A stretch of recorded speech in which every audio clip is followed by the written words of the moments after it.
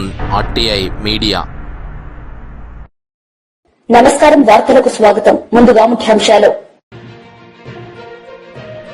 రాజ్యాంగ వజ్రోత్సవ శుభాకాంక్షలు తెలిపిన ముఖ్యమంత్రి నారా చంద్రబాబు నాయుడు.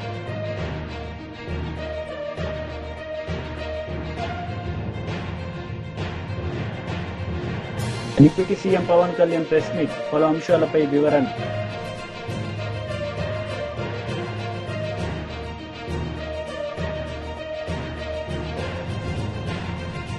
మాజీ మంత్రి KTR press meet, CM Revanth రెడ్డిపై ఫైర్. అందరికీ పవిత్రమైన విశిష్టమైన రాజ్యాంగ వజ్రోత్సవ శుభాకాంక్షలు తెలిపారు ముఖ్యమంత్రి నారా చంద్రబాబు. ఈ సందర్భంగా ఆయన మాట్లాడారు.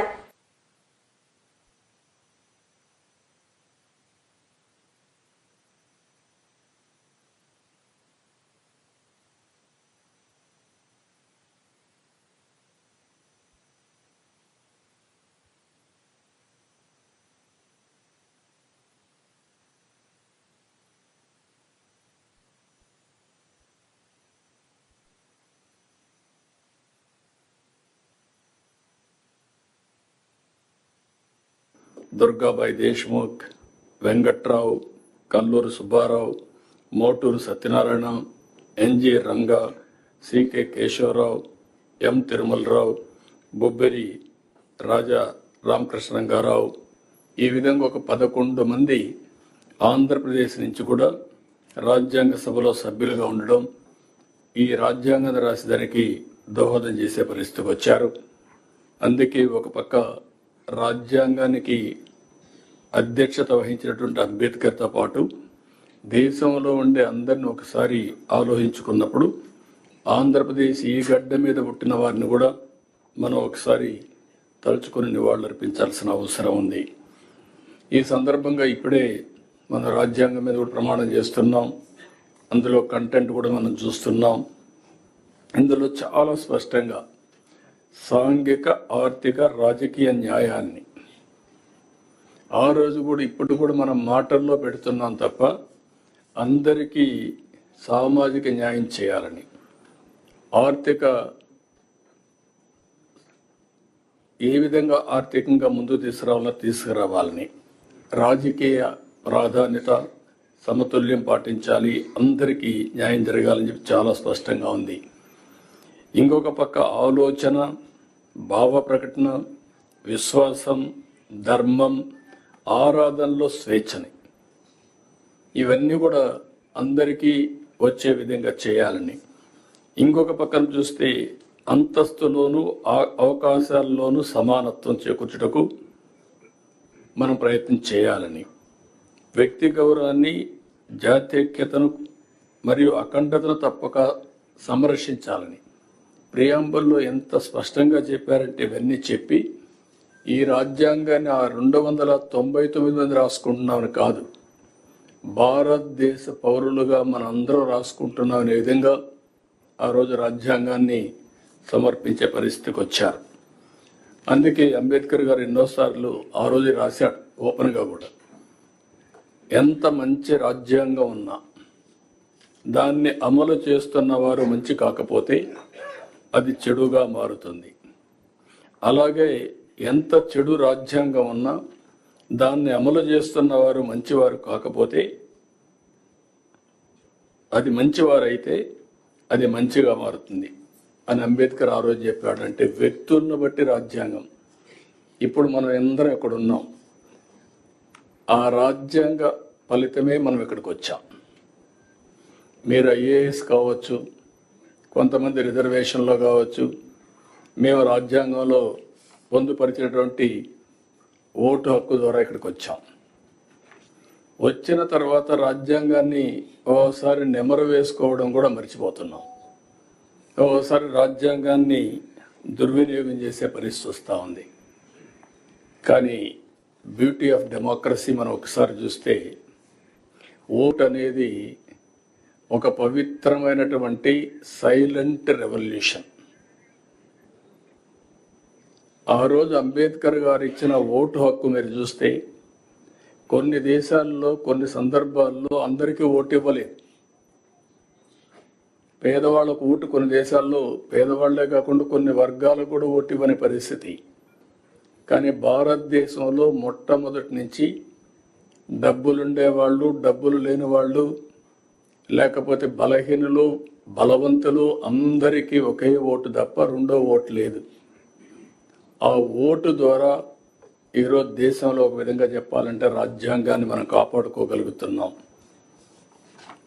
ఎప్పుడైనా సరే ఏ నాయకులైనా సరే అతిగా ప్రవర్తించినా రాజ్యాంగాన్ని దుర్వినియోగం గడిచిన 5 ఏళ్ల కాలంలో రాజ్యాంగం విలువేంటో తెలిసిందని మంత్రి లోకేష్ అన్నారు. ఈ రాజ్యాంగం పట్టుకునే నేను పాదయాత్ర చేశానని ఆయన అన్నారు. ప్రజలు ప్రజాస్వామ్యంలో సరైన తీర్పు ఇచ్చారు. ఈ రాజ్యాంగాన్ని కాపాడాల్సిన బాధ్యత మనందరిపై ఉందని గుర్తు చేశారు. ఇప్పుడే గౌరవ ముఖ్యమంత్రి గారికి నేను చెప్పాను, సార్ ఈ మీటింగ్ లో ఐఏఎస్ అధికారులు ఉన్నారు, కానీ ఐపీఎస్ అధికారులు కేవలం హోమ్ సెక్రటరీ గారు తప్ప ఎవరు లేరు ఈ రూమ్ లో అని నేను గౌరవ ముఖ్యమంత్రి గారు చెప్పాను. ఇది ఎందుకు చెప్పానంటే గడిచిన 5 సంవత్సరాలు రాజ్యాంగం విలువేంటో తెలుసుకున్న మొదటి వ్యక్తిని నేను చదువుకున్నప్పుడు రాజ్యాంగం గురించి మాట్లాడే వాళ్ళం, నేర్చుకున్నాం. కానీ రాజ్యాంగం విలువేంటో నేను ఈ పుస్తకం పట్టుకుని పాదయాత్ర చేస్తాం జరిగింది. నేను ఆ రోజు అధికారులతో మాట్లాడేటప్పుడు కూడా ఎక్కడ మార్కింగ్ చేశానో ఆ మార్కింగ్ కూడా ఇప్పటికీ అట్లనే ఉంది. దీంట్లో మనం చూస్తే right to freedom article 19, freedom of speech, freedom of expression ఏదైతే రాజ్యాంగం మనకు కల్పించిందో అది నేను పాదయాత్ర ప్రారంభిస్తాం కానివ్వండి, దాని ముందర గౌరవ ముఖ్యమంత్రి గారు ప్రతిపక్ష నేతగా ఉన్నప్పుడు అధికారులు అది సరిగా పాటించలేదు. అందుకే ప్రజలు ప్రజాస్వామ్యంలో తీర్పు ఇచ్చారు. రాజ్యాంగాన్ని కాపాడాల్సిన బాధ్యత అధికారులందరిపైన ఉంది, ప్రజాప్రతినిధులపైన కూడా చాలా చాలా ఉంది. సీఎం రేవంత్ రెడ్డిలో నిస్పృహ, అసహనం కనిపిస్తున్నాయని బీఆర్ఎస్ కార్యనిర్వాహక అధ్యక్షుడు కేటీఆర్ అన్నారు. బీఆర్ఎస్ హయాంలో అదానికి ఇచ్చిన పనులంటూ పిచ్చి నివేదిక విడుదల చేశారన్నారు. అవగాహన రాహిత్యంతో సీఎం మాట్లాడితే ఎలా అని ప్రశ్నించారు. అదాని కలిసి కొన్ని ప్రతిపాదనలు ఇస్తే కేసీఆర్ తిరస్కరించారని గుర్తు చేశారు. అదానికి మేము రెడ్ సిగ్నల్ వేస్తే మీరు రెడ్ కార్పెట్ వేస్తున్నారని కేటీఆర్ ఆరోపించారు. అదానితో గత ప్రభుత్వం ఒప్పందాలు చేసుకుని ఉంటే వాటిని కూడా రద్దు చేయాలని కేటీఆర్ డిమాండ్ చేశారు. ఇందులో నేషనల్ హైవే ప్రాజెక్టులు, జాతీయ రహదారుల ప్రాజెక్టులు బీఆర్ఎస్ ప్రభుత్వం ఇచ్చిందంటాడు. ఈయన మొన్నటిదాకా ఎంపీగా పనిచేసిండు. జాతీయ రహదారుల ప్రాజెక్టులు రాష్ట్ర ప్రభుత్వం ఇస్తుందండి ఎక్కడన్నా? మరి గడ్కరీ గారు ఇక్కడ పనిచేస్తుండా, అక్కడ పనిచేస్తుండా? ఈయన మొన్నటిదాకా అక్కడున్నాడా, ఇక్కడున్నాడా? అసలు ఈరోజు ఎక్కడున్నాడు? మాకే అర్థం కావట్లేదు. అంటే ఇంత మూర్ఖంగా, ఇంత మొండిగా ప్రజల యొక్క తెలివితేటల్ని తక్కువ అంచనా వేసి నోటికొచ్చినట్టు వాగుతాను. మంత్రిత్వ శాఖ జాతీయ ఉపరితల రవాణా అంటే నేషనల్ సర్ఫేస్ ట్రాన్స్పోర్ట్, గడ్కరీ గారు మంత్రి. ఆయన డిపార్ట్మెంట్ టెండర్లు పిలిచి అందులో అదానికి దేశమంతా వర్కులు వచ్చినాయి, ఈడొచ్చినాయి. అది మాకంట కడతానంటే ప్రజలు పిచ్చివాళ్ళు కాదు. ఇవాళ మా జర్నలిస్టు మిత్రులకు కూడా అన్ని తెలుసు. ఏదో నువ్వు చెప్తున్నావు కాబట్టి వింటున్నారు. కానీ నిజానికైతే అప్పుడే ప్రశ్నించాలా మీరు కూడా, సార్ అవి జాతీయ రహదారులు కదా అని. అడగలేదు ఎవరు, కాబట్టి ఇప్పుడు నేను చెప్తున్నా. రెండవది రక్షణ శాఖకు సంబంధించి అసలు మాకు చాలా ఆశ్చర్యంగా ఉంది. రక్షణ శాఖ రాష్ట్ర ప్రభుత్వ ఆధీనంలో ఉంటుందండి. రాజ్నాథ్ సింగ్ గారు ఏం చేస్తున్నారు మరిగా? రక్షణ శాఖ మంత్రి అయిన ఆయనకు ఎందుకు మరి? అంటే ఎంత మూర్ఖత్వం అంటే మాట్లాడితే కనీసం కొద్దిగా సోయి లేదు, ఏం లేదు. ఇంకోటి 750 kV ట్రాన్స్మిషన్ లైన్ ప్రాజెక్టు, ఇది కూడా మాది కాదు, సెంట్రల్ గ్రిడ్ ఇది. అరే ఇవన్నీ గింత పిచ్చిగా, గింత మూర్ఖత్వంగా, గింత అవగాహన రాహిత్యంతో ముఖ్యమంత్రి మాట్లాడితే ఆయన ఏమనాలా? చిప్పు దొబ్బిందనకపోతే ఇప్పుడు దయచేసి నేను మీడియా మిత్రులను కూడా కోరుతా ఉన్నా, ఏది పడితే అది ముఖ్యమంత్రి నోట్లోంచి రాగానే అవేం భగవద్గీత అయిపోదు, అందులోకి వచ్చేటి అని శ్లోకాలు అయిపోవు. ఆయన మాట్లాడే దానిలో కూడా సరుకుందా, సబ్జెక్ట్ ఉందా, లేకపోతే అంతా బబరాజమానం భజగోవిందమా అడగాలి కదా. మనం కూడా అక్కడ కూర్చున్న వాళ్ళం ఎదురుగా జర్నలిస్టులుగా డెఫినెట్గా ఆయన నిలదీయాలి. అది కేంద్ర ప్రభుత్వ ప్రాజెక్టు కదా సార్, నువ్వు ఎందుకు పిచ్చి పిచ్చిగా మాట్లాడుతున్నావు అని ఒక్కరని అడగాలి కదా. అయితే ఇంకా ఆశ్చర్యం, ఇంకా చాలా ఆయన మాట్లాడుతూ ఉంటే డ్రై పోర్టు కూడా కేంద్ర రాష్ట్ర ప్రభుత్వాల సంయుక్త ఆధ్వర్యంలో చేసేది, దానికి కూడా కేంద్ర ప్రభుత్వం అనుమతి ఇవ్వాలి.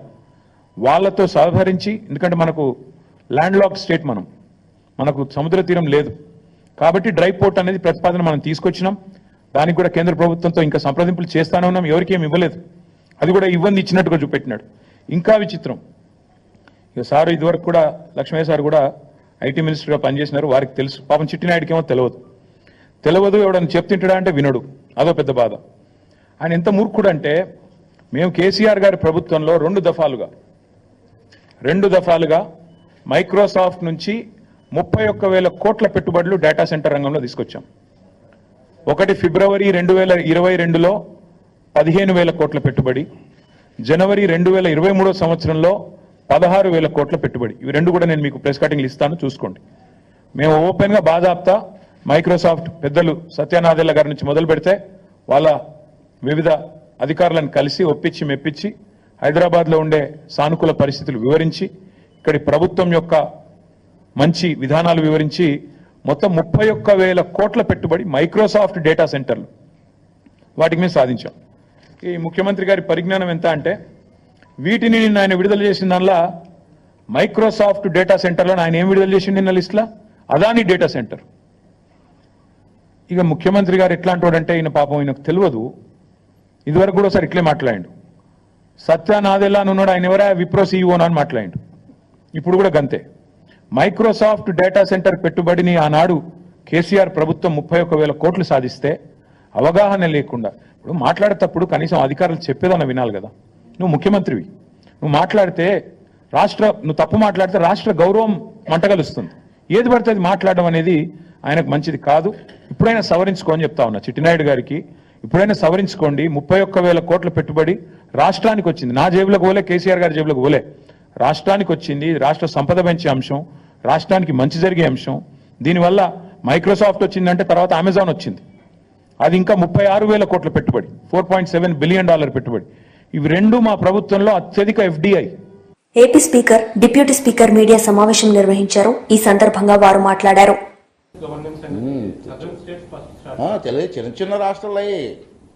చిన్న రాష్ట్రాలు కూడా కంప్లీట్ చేసుకున్నారు. దోస స్టేట్ మనం డిలే అయింది. ఏదైనా ఇప్పటికైనా సరే మేము చైర్మన్ గారు, డిప్యూటీ చైర్మన్ గారు మా సంవత్సరంలో చంద్రబాబు టైంలో ఇది అవడం నేను అదృష్టంగా భావిస్తున్నాం. దీనివల్ల చాలా ఉపయోగాలు ఉన్నాయి. అందరికీ ఈజీగా మానిటర్ చేసుకోవడానికి అవకాశం ఉంటుంది. ప్రభుత్వ విధానాలని డైరెక్ట్గా మాకు పేపర్ అందలేదు, మాకు క్వశ్చన్ పేపర్ రాలేదు, మాకు ఆన్సర్ రాలేదు, ఇవన్నీ కాకుండా డైరెక్ట్ అందరికీ కూడా కమ్యూనికేట్ చేయడానికి ఇది చక్కటి అవకాశం అని భావిస్తున్నానండి. ఇది రీజన్స్ ఉంటాయండి, అన్నీ ఎందుకు అవుతుంది. మంచి కార్యక్రమం చేస్తున్నాం, మీ అందరి సపోర్ట్ కావాలి. మళ్ళీ ఎందుకు ఆగింది ఇటే రీజన్స్ పెట్టుకోండి.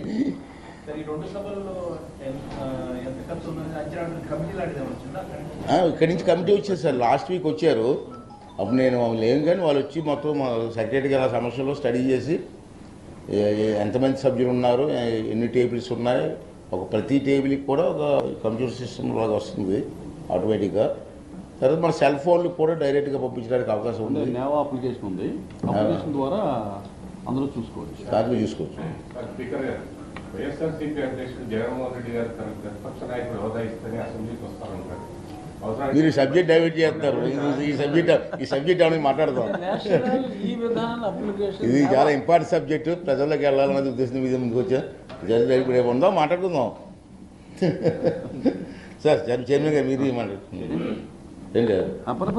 ఉంచండి. అలాగే మీడియా మిత్రులందరూ కూడా నా నమస్కారం. ఈ రోజున స్పీకర్ గారు చెప్పినట్టుగా ఈ యొక్క నేవా అప్లికేషను ఏదైతే ఉందో ఇది దేశమంతా కూడా చేయాలనేటటువంటి భారత ప్రభుత్వం యొక్క ఆశయం ప్రకారంగా మా యొక్క గవర్నమెంట్ కూడా, ఆంధ్రప్రదేశ్ గవర్నమెంట్ కూడా దీని మీద ముందుకెళ్ళటం, ఈ రోజున దాని మీద ఒక MOU కూర్చుకోవటం జరిగింది. దానిలో ఈ రోజున పార్లమెంటరీ అఫైర్స్ మినిస్టర్ గారి యొక్క ఛాంబర్లో ఆ కార్యక్రమాన్ని మేము చేయడం జరిగింది.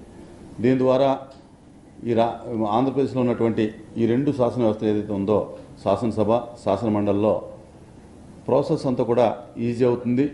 సభ్యులందరికీ కూడా కావాల్సినటువంటి ఇన్ఫర్మేషన్ అంతా కూడా ఈ డిజిటలైజేషన్ ద్వారా పూర్వం ఉన్నటువంటి ఇన్ఫర్మేషన్ కానీ అంతా కూడా తీసుకోవడానికి, అలాగే వాళ్ళకి కావాల్సినటువంటి ఇన్ఫర్మేషన్ అంతా వాళ్ళు సభలోనే కూర్చుని వెంటనే ఇమ్మీడియట్గా క్లారిఫై చేసుకోవడానికి కూడా ఉపయోగపడుతుంది.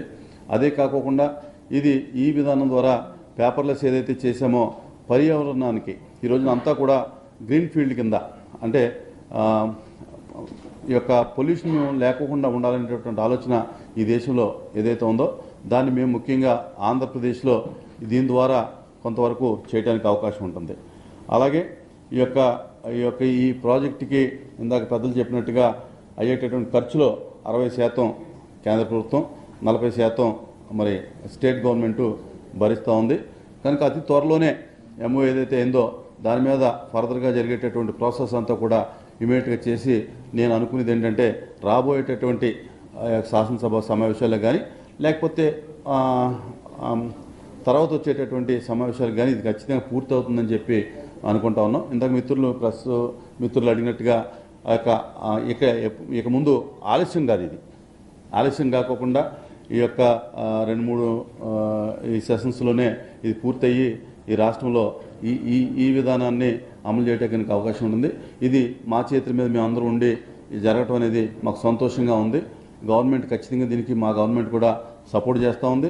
సెంట్రల్ గవర్నమెంట్ కూడా దీన్ని పూర్తిగా మరి త్వరగా పూర్తి చేయాలనే ఆలోచన ఉంది. కాబట్టి ఇది ఒక మంచి విధానం. దీని మీద మేము ఎంఓ వయనాడ్ ఉప ఎన్నికల్లో భారీ మెజార్టీతో గెలిచిన ఏఐసీసీ ప్రధాన కార్యదర్శి ప్రియాంక గాంధీకి ముఖ్యమంత్రి రేవంత్ రెడ్డి అభినందనలు తెలిపారు. ఢిల్లీ పర్యటనలో ఉన్న సీఎం ఉప ముఖ్యమంత్రి భట్టి మర్యాదపూర్వకంగా కలిసి అభినందించారు. రాష్ట్ర కాంగ్రెస్ ఎంపీలతో భేటీ అయి రాష్ట్ర పెండింగ్ అంశాలను కేంద్రం దృష్టికి తీసుకెళ్లడంపై దిశానిర్దేశం చేయనున్నారు. Deputy CM Pawan Kalyan media సమావేశం నిర్వహించారు. ఈ సందర్భంగా ఆయన మాట్లాడారు. చేస్తానని చెప్పి అది ప్రధానమంత్రి గారు నిర్ణయం తీసుకోబోతారు. రేపు పొద్దున కలిసిన ప్రధానమంత్రి గారిని నేను ఎవరికి తెలియజేస్తాను. నేను మాట్లాడేది ఇప్పుడు మన ముఖ్యమంత్రి గారే మాట్లాడతారు. లేదు ఉన్నాయి, వాళ్ళు అదే చెప్తా ఉన్నారు, వాళ్ళు వాడలేదు. అందుకనే కదా ఈరోజు అంటే మనకి నైతికంగా కూడా బలం ఉంది. కాకపోతే ఏంటంటే గత ప్రభుత్వం చేసిన ఈ తప్పులన్నీ మనకి వారసత్వంగా వచ్చినాయి. అది వాళ్ళు చేసిన తప్పులకి ఈరోజు మనం మాట పడాల్సి వస్తుంది, మాట పడుతున్నాం. ఎందుకంటే ప్రజలకు ఇచ్చిన ఇది ఇంకొక ఆల్రెడీ మనం ఇంకొక 2-3 వారాల్లో దీనికి కంప్లీట్ డీటెయిల్ ఒకటి చేస్తున్నాం. జేజేఎంకి సంబంధించి డిపిఆర్ కూడా ఒకటి చేయాలి. ఇవన్నీ ఒక 2-3 వారాల్లో అయిపోద్ది అనుకుంటున్నాం. ఈరోజు అంటే మన వైస్ ప్రెసిడెంట్ గారిని కలుస్తాం సాయంత్రం. అలాగే రైల్వే మన మినిస్టర్ గారిని కలుస్తాం, ఫైనాన్స్ మినిస్టర్ గారిని మన నిర్మలా సీతారామన్ గారిని కలుస్తాం.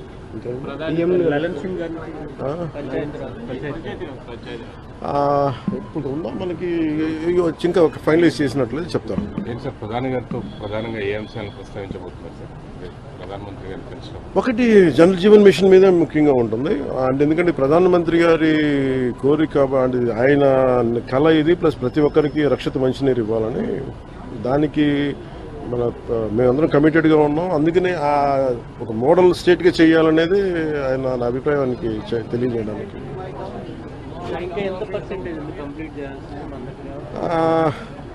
వీళ్ళు ఎలా చేశారంటే అండి, ఫస్ట్ మనకి ప్రాబ్లం ఏమవుద్దంటే మనం ఇల్లు కట్టినా ఏం చేసినా ముందు అసలు పైప్ లైన్స్ వేయం, సువేజ్ వేయం, మన పైప్స్ ఉండవు మన దగ్గర. ఇప్పుడు సమస్య ఏముందంటే మన దగ్గర వేసిన పైప్ లైన్స్నే మళ్ళీ వీళ్ళు సరిగ్గా ఫ్లో లేదు. డిజైనింగ్ లోపాలు చాలా ఉన్నాయి. ఆ డిజైనింగ్ లోపాలు ఒకళ్ళు కరెక్ట్ చేయాలి. అలాగే మనం ఒక నిమిషం, అలాగే డిజైనింగ్ లోపాలతో పాటు ముఖ్యంగా ఏంటంటే ఈ వాటర్ ప్రెషర్ ఒకటి సరిపోవట్లేదు. ప్రతి ఒక్కరు ఇండివిజువల్ హౌసెస్ వాళ్ళు ఓన్ మన మోటార్లు పెట్టి లాగేస్తా ఉన్నారు. మిగతా ముందుకెళ్లే వాళ్ళకి రావట్లేదు, కొంచెం హైట్లో ఉండే వాళ్ళకి రావట్లేదు. ఇవన్నీ చాలా పారామీటర్స్ కన్సిడర్ చేసి మనం భవిష్యత్తుకు ఆలోచించాలి. అందుకని వీటి మీద నేను ముందు నుంచి రివ్యూస్ చేస్తున్నప్పుడు నేను ప్రతిసారి ఇదే చూస్తున్నాను. ఇక్కడ మనం ఉన్నప్పుడు 4 అడుగులు 100 ఇళ్ళు ఉంటే వాళ్ళకి నీళ్ళు రావట్లేదు. అలాగే ముందున్న ఒక 2 కిలోమీటర్ల ఏరియాకి వస్తుంది, నెక్స్ట్ పక్కన ఉన్న వీటికి రావట్లేదు. ఇవన్నీ మన పిఠాపురంలోనూ చాలా క్షేత్రస్థాయి పర్యటనలు ఇవన్నీ నేను పరిశీలించాను. ఓవర్ హెడ్ ట్యాంక్స్ ఉన్నాయండి, ఓవర్ హెడ్ ట్యాంక్స్ ఉన్నాయి. మనకి డ్రింకింగ్ వాటర్ మనకి surface drinking water facility. Pipe designing లో వీళ్ళు చాలా బండగా ముండిగా పైప్ లేసి తవ్వేస్తున్నారు కదా, దానికి చాలా కన్సిడర్ చేయాలి. ప్రెషర్ ఎవరిని తీసుకుంటారో లేదంటే ఎక్స్ట్రా మీటర్ ఏమైనా దళిత నాయకుల మీద దాడులు చేస్తున్నారని మండిపడ్డారు టీజీఆర్ సుధాకర్ బాబు. వాళ్ల పార్టీకి చెందిన దళిత హోంమంత్రికి పరిపాలించడం రాదని ఎద్దేవా చేస్తే చంద్రబాబు కనీసం స్పందించలేదా అని విమర్శించారు. వైఎస్ జగన్ పాలనలో సంక్షేమ పథకాల్లో దళిత బలహీన వర్గాల వారే అత్యధికంగా లబ్ధిదారులు ఉన్నారని తెలిపారు. ఆ స్వాతంత్రం సంపాదించుకున్న నాటికి లేదా ఈ రోజుకు కూడా భారతదేశంలో భిన్నమైన కులాలు, భిన్నమైన మతాలు, భిన్నమైన ప్రాంతాలు, భిన్నమైన సంస్కృతులు, భిన్నమైన సాంప్రదాయాలు, భిన్నమైన ఆహారపు అలవాట్లు, భిన్నమైన సాంప్రదాయాలు, ఇన్ని విభిన్నమైన సాంప్రదాయాల, భాషల, ప్రాంతాల కలయికే స్వతంత్ర భారతదేశం. ఇలాంటి స్వతంత్ర భారతదేశానికి రాజ్యాంగ రచన జరిగినప్పుడు బాబాసాహెబ్ అంబేద్కర్ యొక్క ఆలోచన విధానంలో అన్ని ప్రాంతాలకు సమానమైన న్యాయం జరగాలని, అన్ని కులాలకు సమానమైన రాజ్యాంగపరమైన హక్కులు లభించాలని, ప్రతి ఒక్కరూ చదువుకునే హక్కు ఉండాలని, ప్రతి ఒక్కరికి ఆరోగ్య హక్కు ఉండాలని, ప్రతి ఒక్కరికి మాట్లాడే హక్కు ఉండాలని, ప్రతి ఒక్కరికి మత స్వేచ్ఛ ఉందని మన రాజ్యాంగంలో పొందుపరిచి ఉన్నది. మరి ఆనాడే అనేకమైనటువంటి ఒడిదుడుకులు ఉండినప్పటికీ, అనేకమైనటువంటి ఒత్తిళ్లు ఉండినప్పటికీ బాబాసాహెబ్ అంబేద్కర్ మహాశయుడి యొక్క రచనల్లోని ఆ రాజ్యాంగంలో పొందుపరిచిన చట్టాలను మనం తీక్షణంగా గమనిస్తే ఎక్కడా కూడా రాజులకు, ప్రభువులకు రాజ్యాంగంలో ప్రవేశం లేదు. రాచరికానికి రాజ్యాంగంలో ప్రవేశం లేదు. రాజులాగా ప్రజలచే ఎన్నుకోబడిన ప్రజాప్రతినిధులు ప్రవర్తించడానికి ఏ మాత్రమును ప్రవేశం లేదు. అందుకే బాబాసాహెబ్ అంబేద్కర్ని ఒక పితగా, రాజ్యాంగ పితగా, రాజ్యాంగ రచన పితగా, ఈ దేశానికి దిక్తూచిని ఇచ్చిన ఒక మహానుభావుడిగా, ఒక దార్శనికుడుగా, ఒక రాజకీయవేత్తగా, ఒక మేధావిగా, ఇతర దేశాల్లో వారి విగ్రహాన్ని పెట్టించేంత గౌరవాన్ని సంపాదించుకున్న అంబేద్కర్ గారి యొక్క స్ఫూర్తి మనం ఎంతవరకు ఈ రోజున ఈ రాష్ట్రంలో అమలు పరుస్తున్నాం, ఈ దేశంలో అమలు పరుస్తున్నాం. కుల మత వర్ణ వ్యవస్థలకు వ్యతిరేకంగా మన రాజ్యాంగం ఉంటే ఇప్పటికీ కులం పేరుతో, మతం పేరుతో, ప్రాంతం పేరుతో ప్రజలను హింస పెడుతున్న రాజ్యాధికారంలో ఉన్న ప్రతి ఒక్కరూ కళ్లు తెరవమని చెప్పి మనం చేస్తున్నాం. ఈ రోజున చంద్రబాబు నాయుడు గారి ఆధ్వర్యంలో ఆంధ్ర రాష్ట్ర ప్రభుత్వము రాజ్యాంగ దినోత్సవాన్ని జరుపుకున్నంత మాత్రాన మీరు ప్రజాస్వామ్యాన్ని పరిరక్షించినట్టు కాదు. ఓ పక్కనేమో ప్రజలచే ఎన్నుకోబడిన మీరు, అనగా మీ ప్రభుత్వం, మీ కూటమి ప్రభుత్వం, ప్రజల యొక్క జీవన విధానానికి, ప్రజల యొక్క ప్రాథమిక హక్కులైన మాట్లాడే హక్కుని, అనగా వాక్ స్వాతంత్ర్యాన్ని, జీవించే హక్కుని, లేదా భావ ప్రకటన స్వేచ్ఛని మీరు ఉక్కుపాదం పెట్టి ఈ రోజున ఈ రాష్ట్రంలో అణగదొక్కుతూ ఒక ముఖ్యమంత్రి స్థాయిలో ఉన్న మీరు. బీజేపీ నేతలు మీడియా సమావేశం నిర్వహించారు. ఈ సందర్భంగా మీడియాతో వారు మాట్లాడుతున్నందుకు అర్థం ఉండాలి. వేల మంది, వందల మంది ఆ ప్రజలు ఫార్మాసిటీలో, ముచ్చర్ల ఫార్మాసిటీ కాడ వేల ఎకరాలు తీసుకుంటుంటే రైతులందరూ ఆందోళన చేస్తే సిగ్గు లేకుండా పోయి మాట్లాడినవాడా ఫార్మాసిటీని రద్దు చేస్తారని చెప్పేసి. ఇప్పటి వరకు దానిపైన చర్యలు తీసుకోకపోను, హైకోర్టుకి ఇంకా ఫార్మాసిటీ లైవ్లోనే ఉందని చెప్పేసి చెప్పినావు. మళ్ళా ఇప్పుడు దాన్ని పక్కకు మార్చి రకరకాలుగా విన్యాసాలు చేస్తూ ఉన్నావు. నిన్న మొన్న అయింది గొడవ, లగచర్ల గొడవల అసలు వీళ్ళు మతిండి మాట్లాడుతున్నా, ముఖ్యమంత్రి గారు మర్చిపోయి మాట్లాడుతున్నారు, అర్థమైతలేదు. బహుశా ఆయన పార్టీల నాయకులతోటి, ఆయన పార్టీల ఆ గవర్నమెంట్ మంత్రులతోటి ఎవ్వరు కూడా బాసటగా నిలుస్తారేమో పాపం అనిపిస్తూ ఉంది. చివరికి ఏంటంటే ఆయనకి ఎవరు దిక్కయ్యారంటే కూనమనేని, తర్వాత ఇంకొక ఆయన ఎవరు తమ్మినేని, వాళ్ళతోటి పిలిపించుకొని మాట్లాడుకొని బయట మీడియాలో చెప్పించుకునే హీన స్థితికి కాంగ్రెస్ పార్టీ రేవంత్ రెడ్డి దిగిందంటే ఆయన స్థాయి ఇలా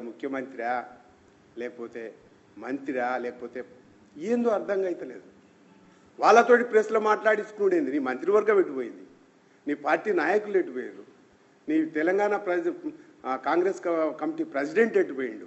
చివరికి వాళ్ళతోటి మాట్లాడుతూ ఇంత అబద్ధాల కోరు ముఖ్యమంత్రి దగులుబాజీ మాటలు మాట్లాడుతున్నాడు. నేను అది ఫార్మాసిటీ అంటే ఫార్మా కంపెనీకి ఇస్తలేను, అది ఇండస్ట్రియల్ క్యారిడార్కి ఇస్తా ఉంటారు. ఇంతకంటే అంటే అంతమంది మీద కేసులు పెట్టి జైల్లో పెట్టేసి చివరికి వాళ్ళ ఉసురు తలిగేటట్టు మాట మార్చి, అంటే నీకు నోరా తాటిమట్ట? అది ఒక మాట మాట్లాడుతున్నప్పుడు, ఒక ఇండస్ట్రీ తీసుకొస్తున్నప్పుడు నువ్వు జీవో ఏమి ఇచ్చినావు? జీవోలో ఖచ్చితంగా చెప్పినావు అదే ఫార్మా కంపెనీకి ఇస్తున్నావు అని చెప్పేసి. ఇప్పుడేమో ఇండస్ట్రియల్ క్యారిడారు. ఎట్లా మారుస్తావు నువ్వు? జీవో ఇచ్చు, ఫస్ట్ జీవో రిలీజ్ చేయి. ఇప్పుడు ఫస్ట్ ప్రజలకు క్షమాపణ చెప్పు. నేను ఫార్మాసిటీ ఇస్తలేను, ఫార్మా కంపెనీ కాదు అది, ఇండస్ట్రియల్ సిటీ చేస్తా, ఇండస్ట్రియల్ క్యారిడార్ చేస్తున్నామని చెప్పేసి. ఫార్మాసిటీ ఒకసారి ఫార్మా కంపెనీ, ఒకసారి ఇండస్ట్రియల్ క్యారిడార్ అని ఒకసారి ఏం మాట్లాడుతున్నావు నువ్వు? ఓ ముఖ్యమంత్రి బాధ్యత రాహిత్యంగా ఎందుకు మాట్లాడుతున్నావు?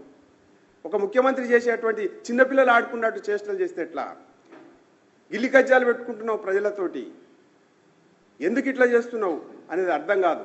ఇవాళ ఈ రకమైనటువంటి పరిస్థితి రాష్ట్రంలో అయోమయమైనటువంటి పరిస్థితి కనపడతా ఉంది.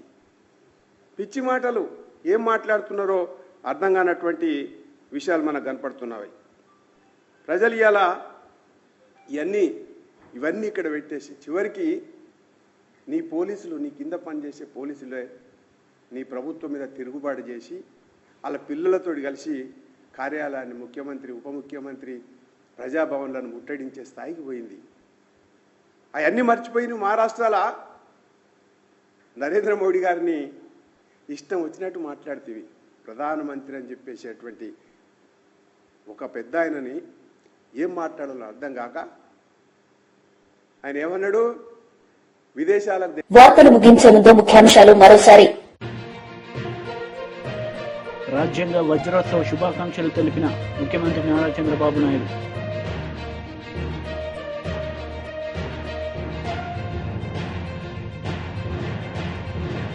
Deputy CM Pawan Kalyan press meet, పలు అంశాలపై వివరణ.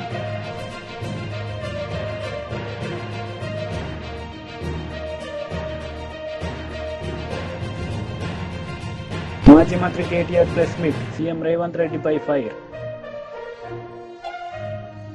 ఈ వార్తలు ఇంతటితో సమాప్తం. తిరిగి ప్రసారమయ్యే వార్తల్లో మళ్ళీ కలుద్దాం. అంతవరకు సెలవు. నమస్తే.